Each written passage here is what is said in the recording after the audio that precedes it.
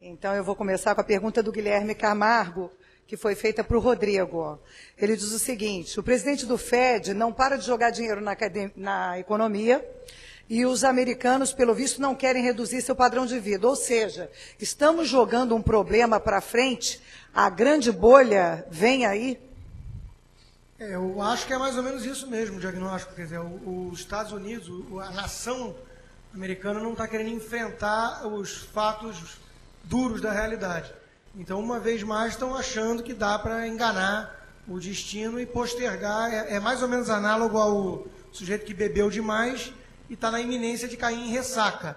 Aí o Federal Reserve abre a porta do bar e oferece mais uma rodada grátis de bebida.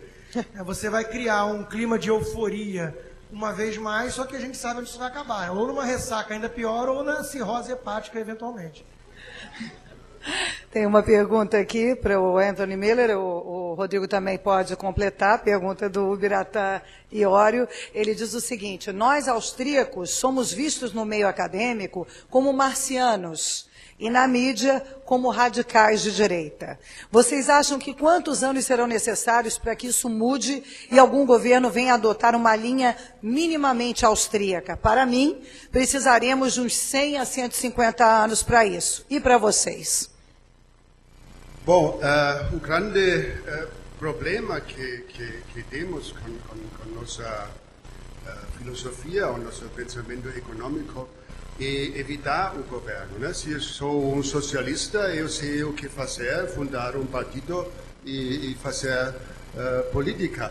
E nós queremos evitar política, e talvez é verdade, é uma perspectiva de mais de décadas, com certeza, talvez de 100 anos, mas por que não? Eu acho que só com muita paciência podemos esperar isto. É um processo evolutivo que quase pouco a pouco, só depois de uma grande crise, temos talvez esta perspectiva de reduzir as atividades estaduais. E não de hoje a amanhã. Assim, não existe uma revolução libertária, não existe. Não? É contra o sentimento de esta abordagem, é só uma evolução.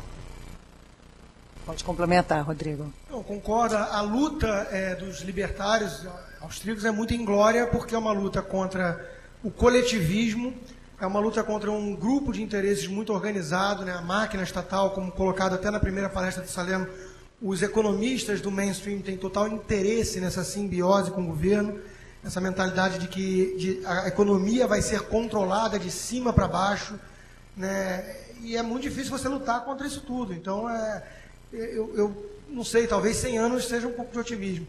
Mas nós temos que continuar a luta, porque não vai ser uma redenção total. Eu acho que são graus de conquistas graduais pró-liberdade individual. Eu acho que é por aí. Rodrigo, pode começar a responder essa. Qual a política monetária que o governo americano deveria ter adotado para a crise? Deveria deixar, por exemplo, os bancos quebrarem?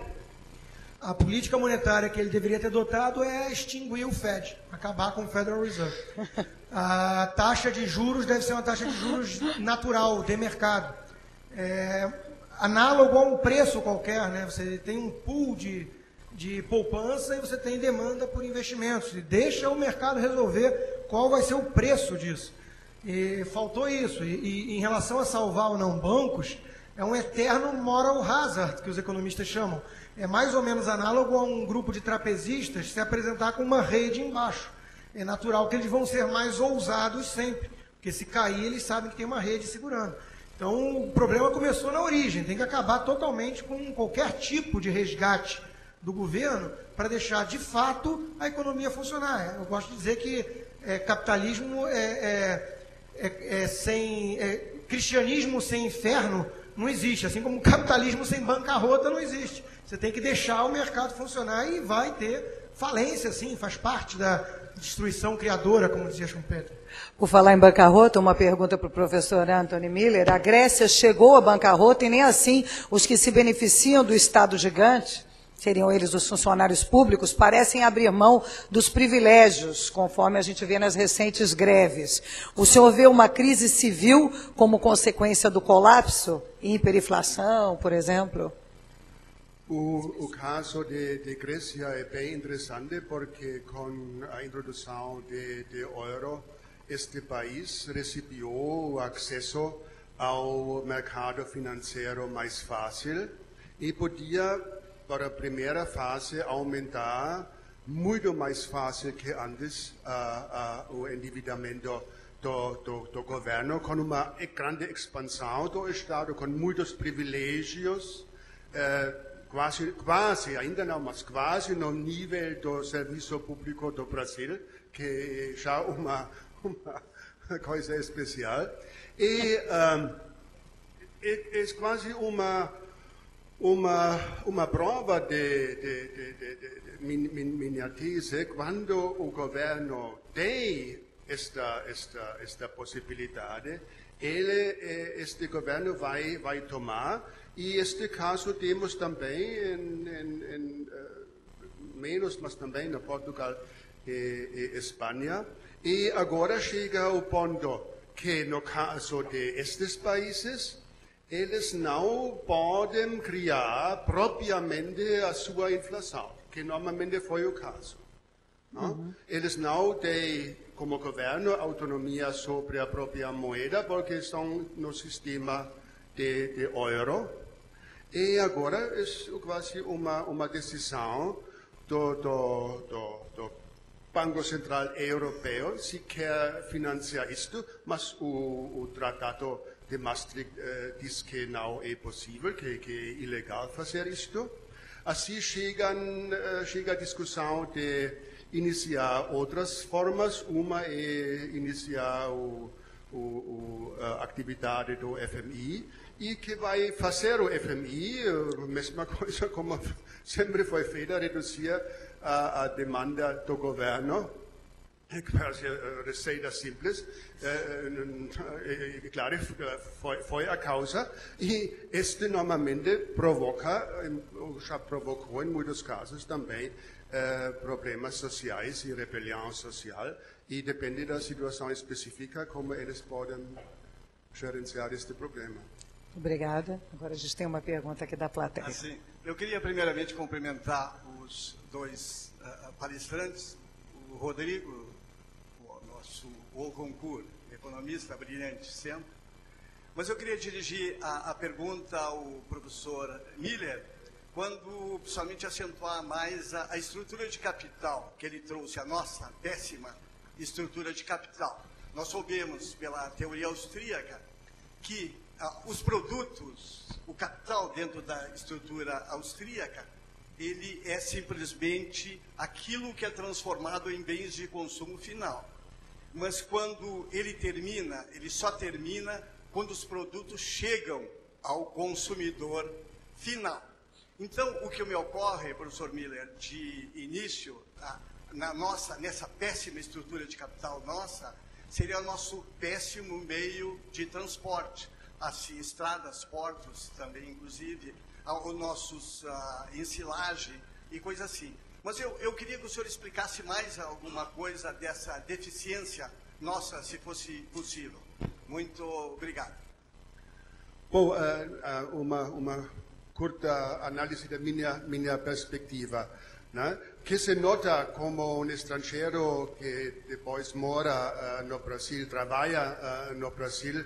O primeiro choque que eu confrontei era não a vida fora, não estas coisas que diz no exterior, com crime. Eu nunca experimentei crime no Brasil, nada aconteceu destas coisas.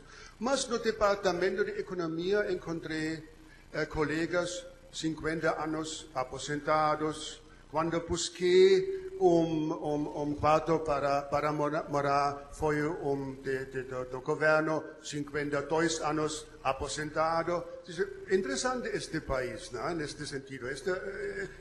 Impressionante, né? E me senti um pouco discriminado. Tenho sua esperança talvez com 70 anos de aposentar. E aqui encontra todas estas pessoas bem jovens, ativas, né? Também quando se pensa na vida acadêmica, especificamente nas ciências sociais, os melhores livros, às vezes, foram escritos por pessoas já nos anos, já tinham 50 anos, etc., diferente da matemática, talvez, mas nas ciências sociais temos este fenômeno, porque precisa experiência, etc. E falta, né? Falta quase tudo sabedoria, né? Na vida acadêmica, porque faltam os velhos colegas, eu notei. Né? E assim, também faz que e a outra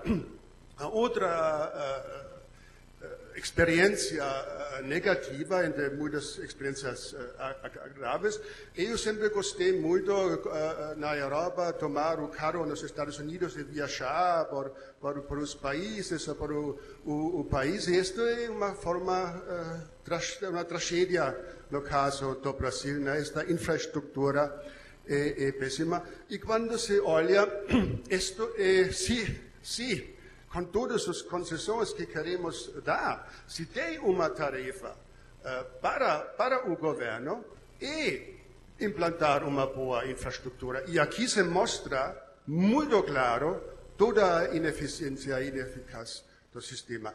E para concluir, a terceira que notei, quando comecei, queria saber alguns detalhes, como funciona isto, como é no sentido das leis, e tomei o código, né? E comecei a ler uma lei sobre imóveis, quando compro imóveis, todas essas coisas que não interessam. E eu não entendi. Agora pensei, não, meu português é ainda ruim, né? E busquei colegas, e juntos também não entendemos, né? É uma outra experiência que tenho, os leis não entendem. E por isso tem tantos advogados, é o supermercado para advogados no Brasil. Muito bem. Agora eu vou para a próxima pergunta. Agora eu e você, Rodrigo, acho que a gente tem que dar uma pausa. A gente fala muito rápido. Os tradutores lá dentro estão querendo pedir as contas. Então, a gente tenta dar uma pausa antes de você começar a responder para acabar a tradução. E depois eu dou outra pausa antes de fazer a próxima pergunta.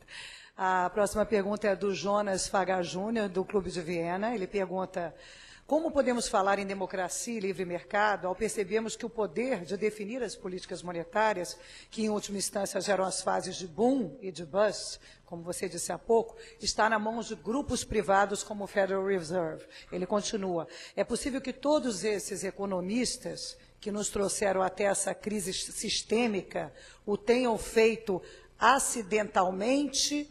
Foi um erro de cálculo ou um erro calculado?